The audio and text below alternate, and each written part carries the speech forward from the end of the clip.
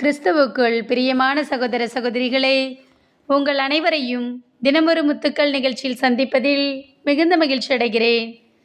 காண்கின்ற தேவன். திருப்பாடல்கள் 56ஆம் அதிகாரம் 8ஆம் வசனம். என் துன்பங்களின் எண்ணிக்கையை நீர் அறிவீர், உமது தோற்பையில் என் கண்ணீரை சேர்த்து வைத்துள்ளீர். இவையெல்லாம் உம் குறிப்பேட்டில் உள்ளன அல்லவா? பிரியமானவர்களே, கண்ணீர் ஓர் ஆயுதம்.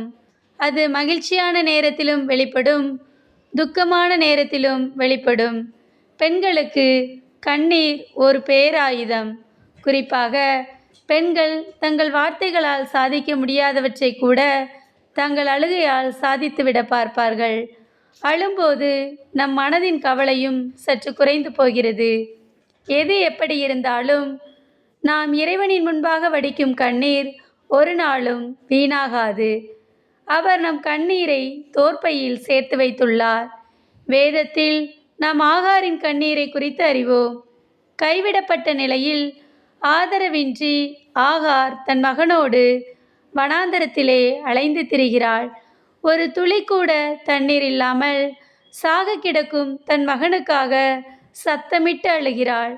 அவளின் அழுகைக்கு பலன் கிடைத்தது. அவளின் அழுகையை இறைவன் கேட்டார். பிள்ளையை பெரிய இனமாக்குவேன் என்று ஆசீர்வதிக்கிறார்.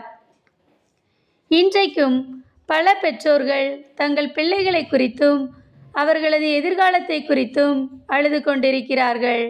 ஆனால் உங்கள் கண்ணீரை உங்கள் பிள்ளைகள் முன்பாகவோ மனிதர்கள் முன்பாகவோ ஊற்றாமல் இறைவனின் பாதத்தில் ஊற்றுங்கள். அவர் உங்கள் கண்ணீரை காண்பவர், உங்கள் கதறலை கேட்பவர். ஆகாரின் கண்ணீரை கண்ட இறைவன் இன்று உங்கள் கண்ணீரையும் காண்பார், உங்களுக்கும் விடுதலை தருவார். அன்பு இறைவா, எங்கள் குடும்பங்கள், வேலை, உறவுகள் எல்லாவற்றையும் உம் பாதம் வைக்கிறோம். நாங்கள் செய்த தவறுகளை மன்னித்து எங்களின் கண்ணீரை ஆகாரின் கண்ணீரை போன்று களிப்பாய் மாற்றும் இறைவா. ஆமேன்.